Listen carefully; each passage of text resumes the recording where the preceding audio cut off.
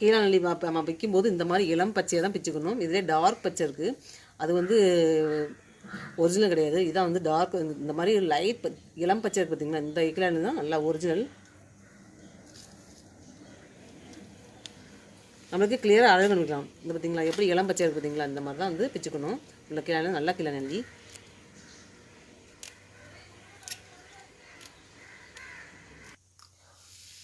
கீழாநெல்லி தைலம் தயாரிக்கு சுத்தப்படுத்தி இந்த மாதிரி பிச்சு வச்சாச்சு. கீழாநெல்லியை வேர்லாம் போட வேண்டாம்.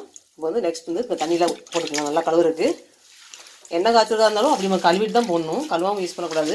தலைக்கு யூஸ் பண்ணுறது பார்த்தீங்களா, அதனால் எப்பயுமே சுத்தமாக அந்த மாதிரி கழுவிட்டு அதுக்கப்புறம் தான் நம்ம வந்து எண்ணெய் காய்ச்சணும். ஏற்கனவே வந்து ஒரு 2 டைம் கழுவிட்டேன் ஆல்ரெடி.